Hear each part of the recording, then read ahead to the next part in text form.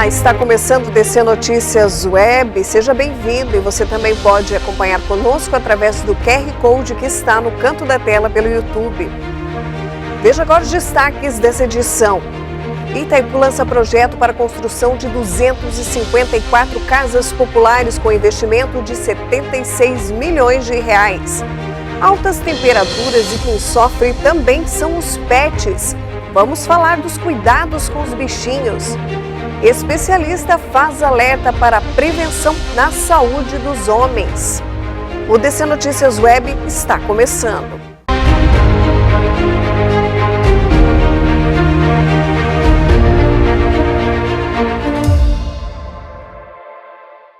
Olá, nós abrimos essa edição do DC Notícias Web falando que a Itaipu lança o projeto para a construção de 254 casas populares, com um investimento de 76 milhões de reais. A parceria entre a Itaipu e a Fundação PTI resultou no lançamento do projeto Moradias, que destinará investimento inicial de 76 milhões de reais para a construção de 254 casas populares. A Itaipu contribuirá com 61 milhões de reais desse valor. O objetivo é beneficiar famílias em situação de vulnerabilidade social e que atualmente vivem em áreas de risco. As primeiras unidades habitacionais serão entregues até julho de 2024. Essa iniciativa faz parte do programa Itaipu Mais Que Energia. Essas casas que estamos, boa parte delas estão desocupadas, outra parte também já estão por ser desocupadas, as pessoas também têm interesse em comprar essas casas. Então, as desocupadas, boa parte delas já foram leiloadas, essa outra parte serão colocadas à venda para as pessoas que lá moram e querem adquiri-la com vantagens especiais, e todos esses recursos que poderiam engordar o caixa de Itaipu, nós optamos por essa parceria com a Habitafoz e com a Prefeitura de Foz do Iguaçu e investir numa alternativa de moradias. Casa é tudo na vida da pessoa. Na verdade, não tem mais nobre do que a casa. A gestão de Itaipu começa o desafio nesse novo ano, 2023, identificando essa situação de uma grande imobiliária. 1.000 imóveis são de propriedade da Itaipu, muitos deles desocupados. Então, desde o dia 1 dessa nova gestão, a gente decidiu dar uma finalidade a eles. A gente decidiu transformar esses imóveis desocupados em casas populares para pessoas que não têm onde morar. Nós arrecadamos, já em caixa na Itaipu, mais de 20 milhões de reais. O projeto, para a gente dar um passo inicial um pouco maior, ele envolve aí um orçamento acima de 70 milhões, acho que 100 milhões no total, envolvendo valores dos imóveis, etc. A nossa expectativa é entregar um primeiro lote de casas ao final do primeiro semestre de 2024. No nosso projeto amplo do Itaipu Mais Que Energia, nós temos interagido com regiões para a proteção dos recursos hídricos. Então nós estamos removendo essas pessoas desse local porque é um córrego, é uma nascente de Rio Poti, Rio Boici. Então a ideia é retirar essas famílias para fazer a recuperação da área. São águas que vão desaguar no lago de Itaipu, então envolve a produção de energia e por isso nessa nova localização onde que eles vão ficar também é ambientalmente correta.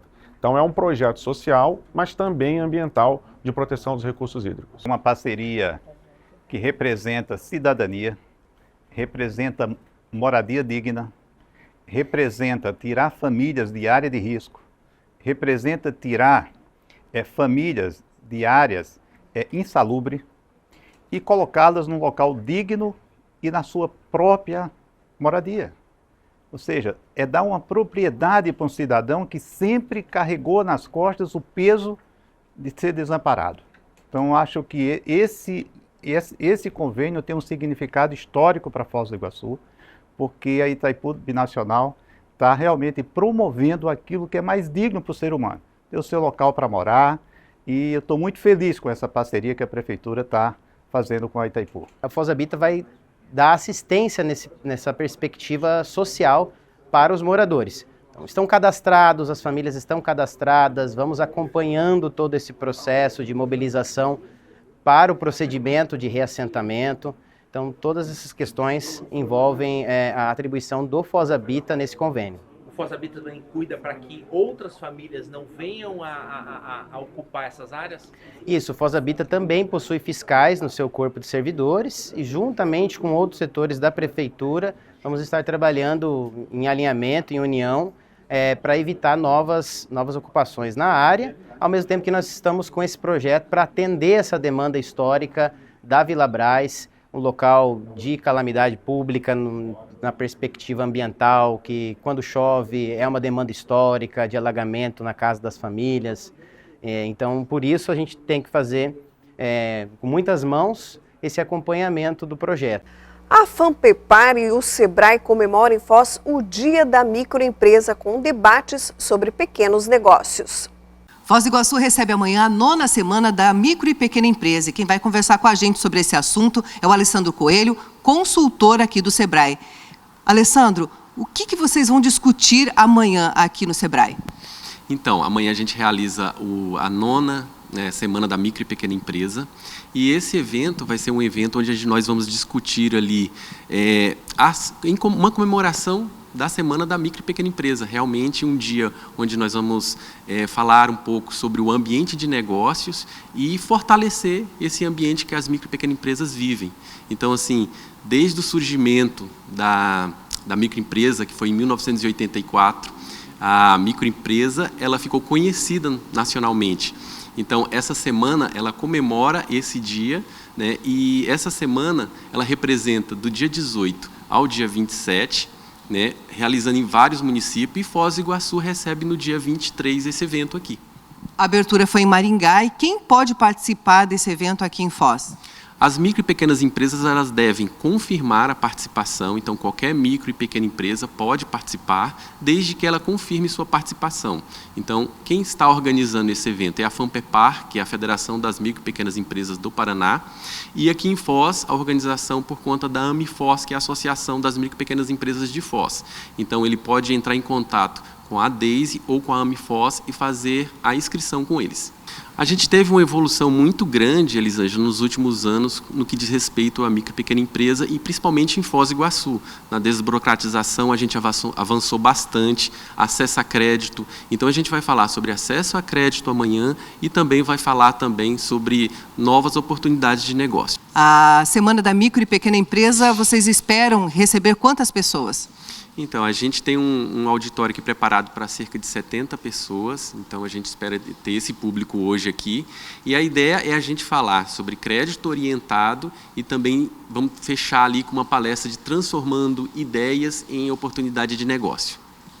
O que é esse crédito orientado?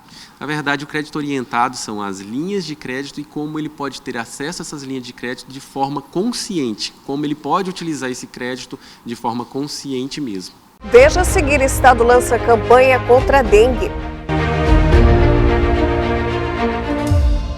Vive o presente para transformar o futuro. Convive com valores, inovações e avanços tecnológicos.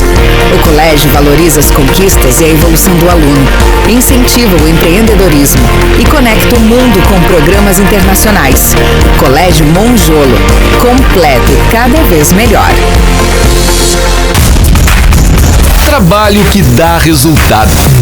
Em apenas 6 anos, a Prefeitura de Foz quadruplicou o número de academias da terceira idade. Antes eram apenas 25, agora são 100, espalhadas por toda a cidade. Estou gostando muito, estou me dando muito bem. A minha vida mudou, a minha vida se transformou. A Prefeitura de Foz reformou a pista de atletismo. Com 12 anos tive minha primeira competição, minha primeira medalha, peguei gosto pelo esporte e agora levo como profissão. O resultado? Medalhas, muitas medalhas. E para quem gosta de se exercitar curtindo as belezas da cidade, 50 quilômetros de ciclovias foram feitas em apenas 6 anos. Realmente muito agradável para o ciclista ver esses lugares, estou gostando. E mais 49 quilômetros estão em planejamento e construção. No total são 100 quilômetros de ciclovias. Prefeitura de Foz, trabalho que dá resultado e forma campeões.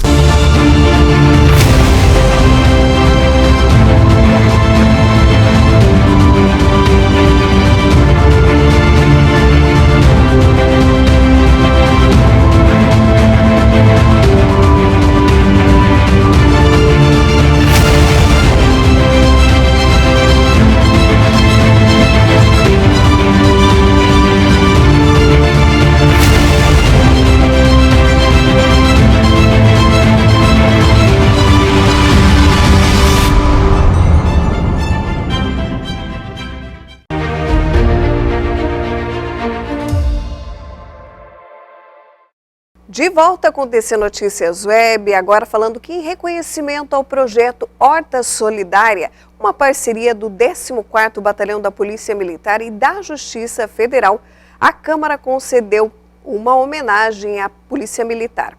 A Câmara concedeu uma moção de aplauso ao capitão Dalpozo do Batalhão da Polícia Militar, em reconhecimento ao desenvolvimento do projeto Horta Solidária, que tem beneficiado diversas entidades sociais do município. A iniciativa tem proporcionado alimentos frescos e saudáveis para essas entidades, contribuindo para a segurança alimentar de pessoas em situação de vulnerabilidade. Primeiramente, tão logo recebida essa homenagem, imediatamente compartilho com todos os policiais militares que aqui servem na nossa fronteira, com todos os policiais militares que conosco enfrentam a criminalidade e fazem a preservação da ordem pública, que servem no 14º DPM, e particularmente aqueles policiais mais próximos, mais caros da minha equipe, do programa Horta Solidária, que possibilitam que maravilhas aconteçam, que ideias que tão somente projetos se materializem e surtam efeitos e transformem a vida da nossa comunidade para melhor. O governo do estado, por meio da Secretaria da Saúde, lançou a nova campanha de combate à dengue. A data foi escolhida devido ao Dia D de mobilização estadual de combate à doença. É um problema que nós estamos com olhos bastante atentos. O secretário Beto Preto também tem tido uma preocupação justificada, porque estamos vivendo um movimento climatológico do El Niño que está trazendo altas temperaturas, grandes volumes de chuva, que é o terreno propício para a proliferação do mosquito da dengue. Nós não queremos jamais viver o que vivemos em 2019, 2020, a maior epidemia de dengue do estado do Paraná, onde tivemos mais de 200 mil casos, tivemos mais de 200 paranaenses que perderam a sua vida. O Estado do Paraná, o governo do Estado do Paraná, o governo Ratinho Júnior, está aqui hoje fazendo um chamamento, como diz nosso secretário Beto Preto, olho no olho, para que as pessoas se conscientizem que ainda a maior ferramenta para o combate da dengue é cada pessoa, cada família, olhar para o seu quintal, olhar para a sua casa, conscientizar o seu vizinho. Ainda não existe, a nível de mundo, uma bala de prata que resolva todos os problemas. A Secretaria de Estado está aqui fazendo esse chamamento. Nós tivemos experiências muito exitosas com dias de vacinação, com uma resposta extremamente positiva, e queremos que o mesmo ocorra com a dengue. Estamos antecipando essa discussão esse ano. As nossas equipes estão preparadas pelo estado afora, seja as equipes de vigilância entomológica, os agentes comunitários de saúde, a defesa civil, órgãos de segurança, enfim, estamos todos preparados para mitigar os efeitos da temporada de dengue que, infelizmente, se avizinha pelo tempo quente e as altas chuvas. Acreditamos, sim, que poderemos dar uma resposta extremamente positiva e já vislumbrando um futuro próximo que nos sinaliza com uma vacina. O Instituto Butantan sinaliza com a perspectiva de vacina para o ano que vem, meados do ano que vem, mais tardar final do ano que vem, uma vacina para a dengue e também uma vacina para a febre chikungunya. E já existe também alguns laboratórios internacionais sinalizando com um medicamento de um antiviral para a dengue. Enfim, todas essas estratégias são válidas, mas o principal é falarmos de forma muito direta e franca com as pessoas que devemos ter um compromisso de cidadania e erradicarmos os focos do mosquito da dengue. As altas temperaturas no verão podem ser um problema para os cãezinhos de estimação. Acompanhe agora quais os principais cuidados são necessários nesses dias mais quentes para garantir qualidade de vida aos pets. O verão chegou trazendo temperaturas que passam dos 40 graus, exigindo um cuidado maior para garantir a saúde dos animais de estimação. Os cães e gatos não transpiram como os humanos para regular a temperatura do corpo. Para eles, esse processo é realizado por meio da respiração. Nos dias mais quentes, a recomendação é redobrar os cuidados para evitar que os pets sofram com a hipertermia, que é o aumento acentuado da temperatura corporal do pet. Primeiro de tudo, bastante água à vontade, água disponível, né? Tá bem quente, eles acabam ingerindo mais água do que o normal.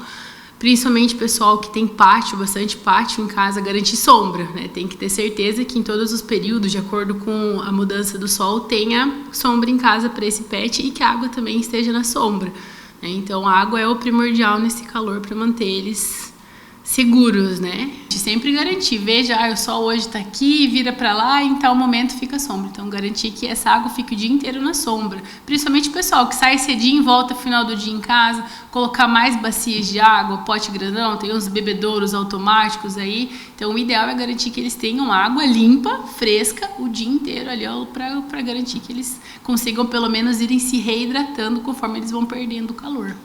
Durante os passeios, é sempre bom ficar atento à temperatura do asfalto ou da calçada. O ideal no passeio seria cedinho, né, antes de aquecer ali o chão, ou final da tarde. O que a gente tem de problema? O pessoal que mora em apartamento, que o cachorro às vezes precisa descer, fazer um xixi no meio do dia, né, depois do almoço, 2 da tarde. Então garantir que esse pet ele passe na sombra, ou leve ele na grama, leva no colo até um local que não esteja direto no piso, né, que tem uma graminha ali, ou um local que esteja na sombra para não queimar as almofadinhas dos cães, né? Outra recomendação é ficar de olho em alguns sinais para evitar a desidratação.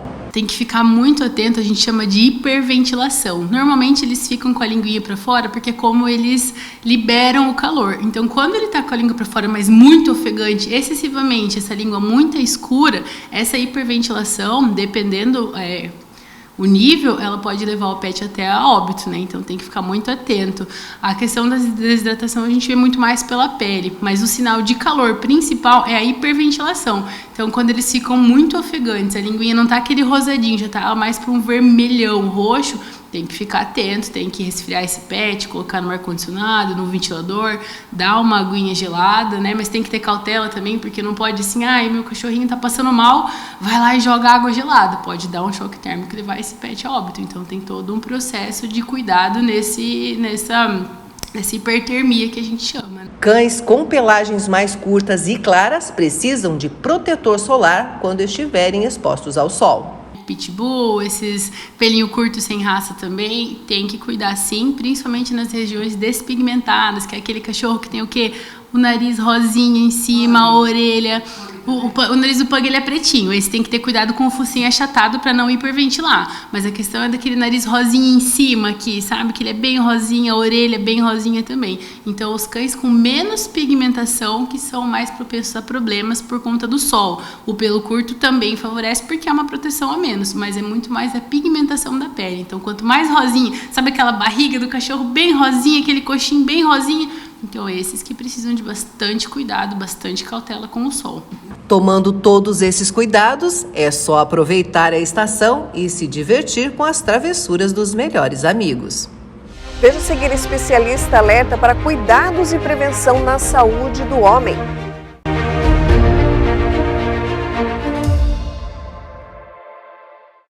Com a UDC, sou muito mais. Vestibular UDC. Agende sua prova. Mais laboratórios, mais inovação, mais criatividade, mais internacional. Conectamos pessoas, experiências e aproximamos oportunidades. Com a UDC, eu sou a transformação. Com o UDC, sou global. Vestibular UDC. Muito mais para você. Agende sua prova. Venha ser UDC.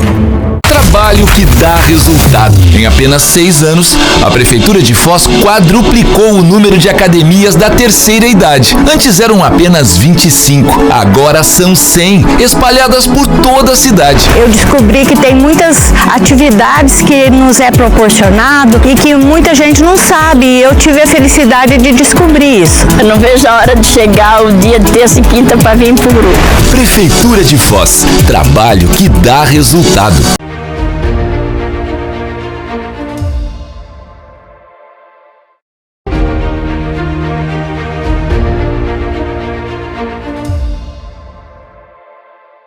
E o DC Notícias Web de hoje vai falar em saúde, principalmente a saúde masculina. Nós estamos no Novembro Azul e a importância dessa informação, dessa prevenção e os cuidados para o homem. Para falar um pouquinho mais, trazer mais informações, nós estamos recebendo o Dr. Nário Takimoto, que já esteve conosco aqui no DC Notícias Web. Seja bem-vindo mais uma vez, doutor. Obrigado, Andréia. Obrigado, DC. É um grande prazer poder estar de novo aqui e falar um pouquinho desse tema, às vezes um pouquinho negligenciado por todos nós homens, né, que é a saúde, né, masculina. E falar um pouquinho também de câncer de próstata, que é uma das doenças que ainda tem uma prevalência alta, né, e acaba muitas vezes, né, matando muitos dos nossos homens antes do tempo. Por que o homem é tão resistente a cuidar da saúde, doutor? O senhor que conhece bem os homens, essa saúde masculina, esses cuidados de prevenção, por que há uma resistência ainda tão grande ainda? Eu acho que, em parte, nós sofremos um pouco daquela síndrome do superprotetor, né, do homem que provê em tudo, em casa. E como provedores, muitas vezes nós temos um pouco de vergonha, talvez, de nos colocarmos doentes e falharmos nos nossos deveres e objetivos com nossa família. Acho que isso ainda acontece um pouco no mundo. Mas, felizmente, isso tem diminuído ao longo do tempo, as campanhas têm funcionado. Por isso que é muito importante esse espaço que vocês da UDC nos abrem aqui, para a gente poder alertar um pouquinho mais aos homens, à família de uma maneira geral. Porque muitas vezes é a família, inclusive, que ajuda o homem a entender que ele precisa buscar ajuda, né? Que ele precisa buscar cuidados consigo mesmo. O homem, muitas vezes, doutora, a gente tem essa percepção. Ele não gosta muito de a consulta. Muitas vezes é a mulher que marca aquela consulta, que fica insistindo. Mas ele tem, muitas vezes, aquela problemática que é a automedicação para que ele não vá até o médico. Também é outro risco, essa questão da automedicação para que ele não vá lá fazer aquela consulta, não perca tempo. Também é isso, doutor? Também, isso é uma cultura, me parece, um pouco nossa. A gente procura os atalhos. Eu vejo, por exemplo, no consultório, muitas vezes, o homem com algum problema importante, até da sua saúde, muitas vezes fora do peso, né, sofrendo já de um pouquinho de hipogonadismo, que é a diminuição da testosterona. Então ele vem pelos efeitos que isso causa nele. E muitas vezes ele quer aquele passe rápido, né, o remédio, a injeção, a medicação, para que rapidamente ele suspenda aqueles efeitos, mas sem fazer o que é realmente o tratamento curativo, que é ele baixar o peso, alimentar-se melhor, fazer atividade física, e acaba simplesmente querendo um remedinho para resolver o problema dele. Então é mais fácil ele ir, muitas vezes, numa farmácia ou buscar com amigo, alguém que lhe provenha alguma solução, né, muitas vezes mágica, porque a gente acaba achando que isso resolve e não faz aquilo que de fato é a diferença, que é você fazer atividade física, você se alimentar bem, você pagar o preço da saúde. Eu costumo brincar que antes da saúde ser um direito, ela é muito mais um dever, porque ela só vem quando a gente de fato paga o preço. Saúde dá trabalho, a saúde não é simples, é difícil você ser saudável, ainda mais num mundo que ele é um pouco doente, né? A gente conversava sobre as loucuras, né, que o mundo hoje tem, a velocidade, tudo muito rápido, a gente nem sempre pensa nas consequências. Então você bebe mais, você come a mais, você faz menos exercício. Isso faz com que você ganhe peso, você acabe ficando numa situação onde mais tarde você vai pagar o preço disso. Então é muito importante a gente entender que a gente vai ser amanhã o que nós plantamos hoje. Se eu pudesse dar uma mensagem ou sugerir, pense em comer cada vez menos ou melhor e fazer mais atividade física. O ser humano, há alguns milhares de anos, nós tínhamos pouca comida e a gente precisava fazer muito esforço. E hoje a gente, graças à evolução, a gente faz muito menos esforço, o nosso corpo é muito menos submetido, né, à atividade física, e nós facilmente, abrindo um pacotinho, a gente come grandes quantidades de caloria. Isso mudou e o nosso corpo não mudou da mesma maneira. Então a gente continua tendo um corpo que ele é feito para guardar essas calorias, então a gente é feito para criar gordura e ao mesmo tempo a gente é feito para fazer muita atividade física. E quando a gente não faz isso, vem as doenças. E como romper essa barreira, como tratar esse grande desafio, doutor, hoje? Porque hoje nós temos tecnologias, a medicina evoluiu, a informação hoje chega mais rápido às pessoas, mas a gente vê que tem muitas causas, como conversávamos antes, de alguns problemas que a gente pensa, puxa, mas é tão óbvio uma coisa dessa, como é que não procura, como é que não evolui, como é que não modifica? Como romper toda essa barreira? Então, eu penso que uma das coisas que nós estamos falando, a gente precisa falar, fazer as pessoas pensarem, E algumas coisas demoram tempo, né? Por exemplo, uma pessoa se engajar num momento de fazer atividade física, num processo de emagrecimento, de ganhar mais saúde, ela precisa ter resiliência para ficar um tempo naquele exercício, naquele movimento de buscar a melhora. Porque o que vai solidificar essa vontade da pessoa são os resultados que ela tem. Depois de alguns meses, pelo menos aí 8 semanas fazendo atividade física, ela vai começar a sentir as endorfinas dentro do corpo dela, ela vai perder algum peso, ela vai sentir o corpo melhor, né? Às vezes eu fazendo atividade física, a gente coloca aqueles coletes, né, um colete de 10 quilos, aí você faz atividade física com o corpo e eu fico pensando, nossa, 10 quilos a mais é uma coisa difícil de você carregar, né? E às vezes a gente está carregando 10, 15, 20 quilos e não percebe o quanto a nossa vida não está bacana, né? Então precisa ter um tempo para isso acontecer, para o corpo perceber essas mudanças e você conscientizar-se disso tudo, né? O benefício, sem dúvida, ele solidifica essa mudança, né? Mas isso precisa, pelo menos, aí, existem estudos de 8 semanas, né, pelo menos a 6 meses, até que isso solidifica, né, num hábito. E aí a pessoa não muda mais, ela pode ter, às vezes, você perde um pouquinho o timing por algum motivo, acaba engordando um pouquinho, perde um pouco da sua saúde, você logo acorda, volta a fazer atividade, volta aquele espectro, né, mais saudável. Então precisa de tempo a gente orientar, conscientizar as pessoas, e as pessoas têm que não acreditar um pouco na gente, fazer o experimento. Vamos fazer o experimento, ver se isso funciona. E muitas pessoas eu acho que vão ter uma bela surpresa de ver que é possível, através da sua vontade, do exercício, do trabalho constante, você superar um monte de situações e evitar um monte de problemas, né? Falando dessa superação, câncer de próstata, muitas vezes o preconceito ainda é uma barreira para muitos homens, para esse exame, para essa doença que ainda atinge muitos homens, doutor. Como vencer esse desafio? Então, veja, os números estão mais ou menos bem estabelecidos. Segundo o Instituto Nacional do Câncer, o INCA, a gente vai ter esse ano aí cerca de 70 mil pessoas, 70 mil homens com câncer de próstata. Desses 70 mil homens com câncer de próstata, mais ou menos uns 15 mil vão morrer da doença. Então, é um número grande de pessoas que a gente, né, apesar de, né, de sermos milhões, né, na hora que você pensa uma população de 70 mil homens com câncer de próstata todos os anos no Brasil, é muita coisa. Então, é necessário que esses homens procurem sempre, né, os seus médicos, para fazer 2 exames muito simples, né, que é o PSA, que é o antígeno prostático específico, você mensurar isso no seu sangue. Quando esse PSA está aumentado, isso significa que você tem alguma doença na próstata. Embora ele não seja um marcador perfeito, ele é um grande marcador, ele mostra que tem algum problema na próstata. E a maneira como ele cresce, a quantidade, a relação com o tamanho da próstata, a idade do homem, dá uma ideia para o seu médico se aquele número tem algum risco para aquele paciente ou não. A partir disso, junto com o toque retal, porque muitos dos tumores não produzem PSA, então é importante ainda fazer o toque retal, apesar que existem métodos modernos, mas do ponto de vista de saúde pública, 2 exames muito baratos, o PSA, que é do sangue, e o toque retal, que é um exame de 10, 15 segundos, você consegue fazer diagnóstico de 98% desses tumores.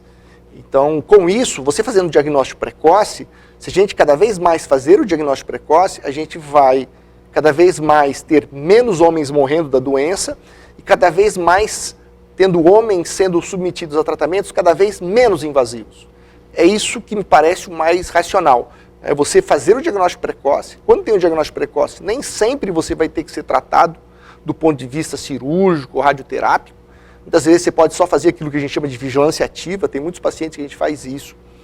E quando for operar, ou se você for fazer radioterapia, você pode fazer, né, a escolha do tratamento com calma, né? Então muitas vezes hoje, eu já tenho vários pacientes, todos os urologistas têm aqui na cidade, no Brasil e no mundo, né, muitos pacientes que você não trata, você simplesmente acompanha, e aqueles pacientes que a doença tem um perfil de ser mais invasivo ou de ter um crescimento maior, você vai tratar no momento adequado, que é o momento que você faz o menor tratamento, com menos efeitos colaterais e com maior qualidade de vida para o homem. Qual é a idade ideal dos homens começarem a fazer esse tipo de precaução? Então, do ponto de vista de saúde pública, a partir dos 45 anos para os homens que têm algum parente com câncer de próstata na sua família, e a partir dos 50 anos para os homens que não têm parentes. Isso do ponto de vista de saúde pública. Agora, do ponto de vista pessoal, né, muitos homens já começam a fazer suas consultas muito antes, né? Hoje, felizmente, já tem pais que levam o seu filho para o consultório, né, para ver se está tudo bem com ele. Eu acho que isso também é uma coisa interessante. E aí, claro, né, você vai acompanhando esse adolescente, essa criança até o momento mais adulto, até vendo todos os riscos de cada fase, né? Lembrar que a criança, por exemplo, o adolescente, o risco de câncer de testículo, a gente quase não fala disso, mas é um risco. Ainda a gente tem uma quantidade grande de meninos que morrem, por exemplo, com câncer de testículo, porque chegam numa fase tardia. Então já o menino tem esse problema, né? Então cada faixa etária tem um problema específico. A gente fala mais de câncer de próstata, mas tem que lembrar, aqui, câncer de testículo na infância, câncer renal, né, o tumor de Wilms também, que é muito frequente em crianças. No adulto jovem, o câncer de pênis, aqui na fronteira, que a gente tem muita relação com o Paraguai, e o Paraguai é um país que tem uma incidência alta de câncer de pênis, como o Brasil também tem nessa região, tem lá no norte, nordeste do Brasil. Então também você tem que fazer prevenção desse tipo de câncer, né? E nas faixas mais idosas, né, os tumores de bexiga, os tumores de rim, né, que afetam o adulto já numa fase mais avançada da vida, né? Então, cada fase dessa, a gente precisa estar atento. Agora, do ponto de vista de câncer de próstata, como o câncer de próstata ele é mais incidente, ele é mais prevalente numa faixa etária dos 45 anos em diante, né, está indicado a partir ali dos 50, para quem não tem parente, e aos 45, para quem tem parente com câncer, fazer esses exames de maneira seriadas, né? Uma vez por ano é o suficiente. É uma doença que apresenta sintomas ou é uma doença silenciosa? Essa pergunta é ótima, André. É uma doença traiçoeira. Ela não apresenta sintomas. Se você esperar sintomas, nós vamos sempre chegar atrasado. É o que acontecia quando não havia o PSA. Quando você não conseguia fazer os exames de maneira preventiva, né? O PSA, ele mensura a doença quando ela está intraprostática, quando ela é uma doença ainda, vamos chamar assim, celular. É comum, né, o paciente ele fica, mas doutor, depois da biópsia, quando você dá o diagnóstico, mas doutor, eu não sinto absolutamente nada. E a gente fala, que bom, você tem chance de fazer muita coisa. Porque se você sentisse alguma coisa, por exemplo, né, há 20, 30 anos atrás, os doentes chegavam já com dor óssea, dificuldade de mobilidade, ou porque tinha caído, feito uma fratura óssea patológica, porque já tinha metástase nos ossos. Então, era uma doença que você tinha muito pouco para oferecer. Você oferecia tratamentos hormonais, tratamentos quimioterápicos, né? Mas nessa fase ainda com pouca resolução e interferindo pouco na qualidade de vida desses pacientes, que não era boa. Agora, hoje não, hoje você faz o diagnóstico quando isso não existe. E você, né, felizmente, inclusive, também tivemos avanços para a doença mais avançada. Hoje a gente tem vários agentes quimioterápicos, né, que ajudam a manter essa doença estável, apesar de cura, isso é possível quando ela é inicial, mas mesmo assim, na doença avançada, hoje a gente consegue, graças ao avanço da oncologia clínica, dos remédios, dos agentes quimioterápicos, você consegue, vamos dizer assim, gerenciar melhor essa doença e prolongando o máximo a vida com qualidade desses doentes. Também é uma coisa bacana, mas o ideal é a gente não esperar, fazer o diagnóstico precoce.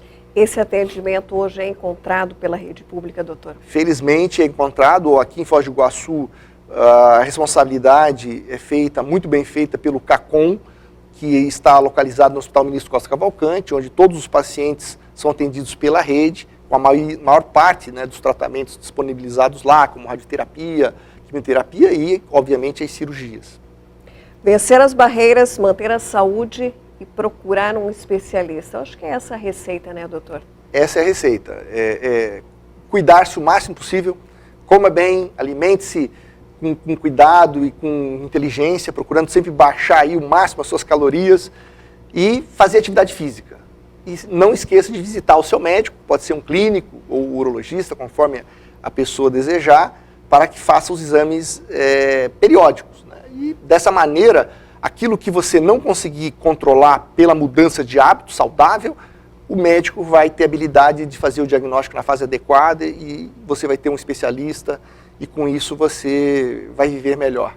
Que assim seja. Dr. Nairo, nós gostaríamos mais uma vez de agradecer a sua participação conosco no DC Notícias Web, trazendo essas preciosas informações para quem nos acompanha no jornal, nas nossas redes sociais, que é importante levar a informação sempre. Eu que agradeço a oportunidade, mais uma vez, o Grupo DC, você, André, por sempre prestigiar a gente. E realmente é um grande prazer vir aqui e poder trazer um pouquinho de debate aí, e mexer um pouquinho com os homens da cidade para que eles busquem em tempo adequado a saúde, né, e com isso possam viver bem com suas famílias. Obrigada, doutora, e até a próxima. Até a próxima, obrigado.